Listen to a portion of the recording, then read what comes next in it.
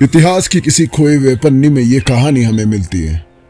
एक बार एक अमीर घर की एक नौजवान बालक के मन में खुद को ढूंढने की इच्छा से घर से वो निकल पड़ा। कोई एक दूर गांव में एक साधु रहता था, जिसके पास जाके वो योग सीखने लगा, उनके पास रहने लगा। परंतु उस बालक का स्वभाव बड़ी विचित्र था। आश्रम में भी एक शिष्य से दूसरों की बुराई करता था, चुगली करता था और दूसरों के सामने अच्छा बनने का प्रयास करता था। खुद के मुंह से ही खुद की तारीफ करता रहता था और हमेशा ही खुद को गुरु के सामने सबसे बुद्धिमान और उत्तम साबित करने का हर संभव प्रयास करता था। वो खुद को सभी शिष्य से अलग और श्रेष्ठ मानता था। उसका कहना था कि मैं एक अमीर घर का बालक हूं। अगर मैं चाहता तो एक आरामदायक और सुविधाओं से भरा जीवन जी सकता था, लेकिन मैं वो सब छोड़कर यहां आ गया क्योंकि मुझे सत्य की खोज करनी है, खुद को जानना है, जीवन को जानना है। इसलिए मेरा त्याग तुम सब जनों की त्याग से बड़ा है। एक दिन गुरु ने आश्रम के सभी शिष्यों को बुलाकर कहा, बालकों, आप सभी को अगले 1 महीने के लिए कोई ना कोई संकल्प लेना है। इससे आपकी संकल्प शक्ति मजबूत होगी और आप में आत्मशक्ति का संचार होगा। आप सभी अपने सामर्थ्य के अनुसार कोई भी संकल्प ले सकते हैं, किंतु ध्यान रहे, यदि 1 महीने से पूर्व आप में से जिस का संकल्प टूट जाएगा तो वो अपनी पुरानी जीवन में वापस चले जाएंगे। सभी शिष्य ने अपनी शक्ति के अनुसार छोटे बड़े संकल्प लिए और गुरु को अपने अपने संकल्प के बारे में बताकर वहां से चले गए।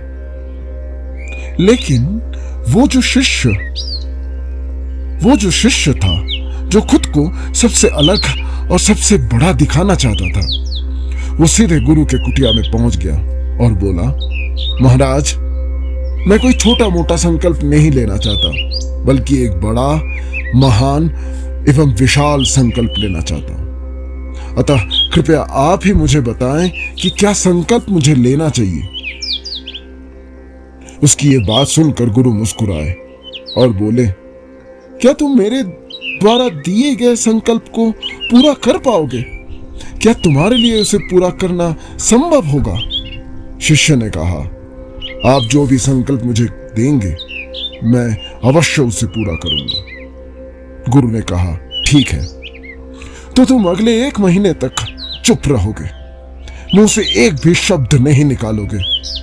यही तुम्हारा संकल्प है। शिष्य ने मुस्कुराते हुए कहा, महाराज, यह भी कोई संकल्प है? यह तो बहुत ही आसान है। 1 महीने तक चुप ही तो रहना है।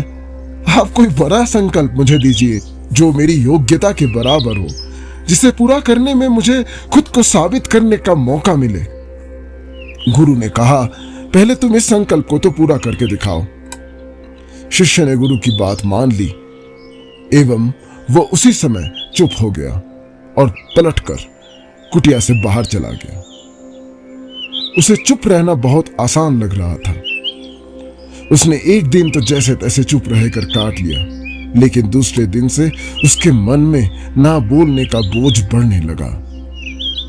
तीसरे दिन उसे भारीपन महसूस होने लगा और चौथे दिन उसके अंदर एक अजीब सी बेचैनी होने लगी, क्योंकि आसपास आश्रम के सभी शिष्य एक दूसरे से बात कर रहे थे, बोल रहे थे, चर्चा कर रहे थे। वो भी अपना पक्ष उनके दोस्तों के सामने रखना चाहता था। अपनी बातें बोल के उन सारे दोस्तों की बातें बोलती बंद कर देना चाहता था, लेकिन उसका संकल्प उसको रोक रहा था। इसी तरीके से कुछ दिन और बीते।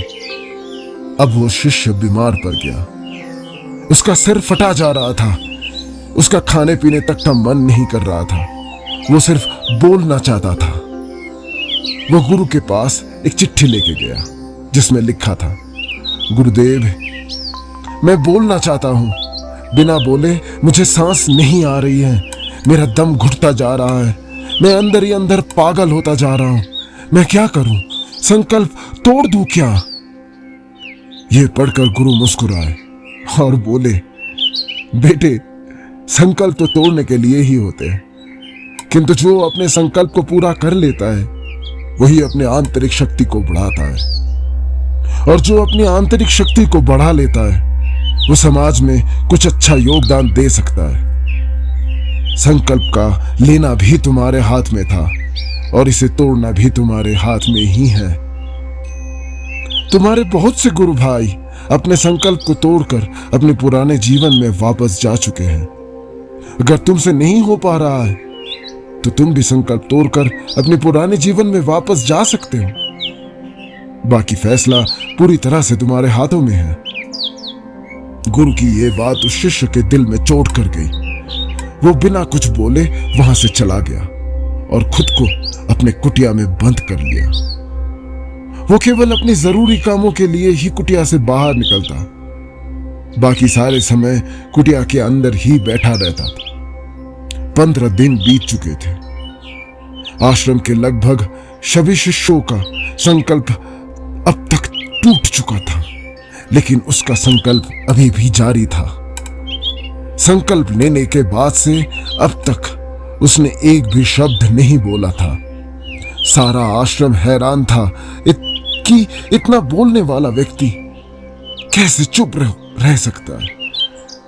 15 दिन बीतने के बाद वो दोबारा अपने गुरु के पास गया और लिखकर बताया, गुरुदेव, मैं बाहर से तो चुप हूं, लेकिन मेरे भीतर बहुत सी आवाजें हैं, बहुत सी चीख है, बहुत सी पुकारें हैं, बहुत सी शिकायतें हैं। मैं अंदर ही अंदर बात करता रहता हूं। मेरा मन तरह तरह के प्रश्न पूछता रहता है। मैं बाहर से जितना मौन हूं, भीतर से उतना ही शोर शराबे से भरा हुआ हूं। क्या इस तरह से मेरा संकल्प अभी भी जारी है?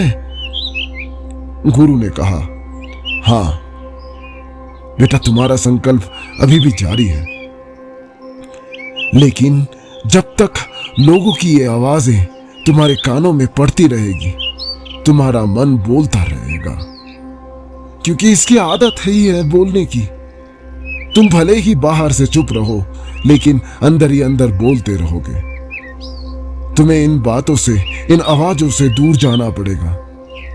शिष्य गुरु को प्रणाम कर वहां से चला जाता है और सुबह होते ही अपनी कुटिया छोड़कर जंगल की तरफ चला जाता है।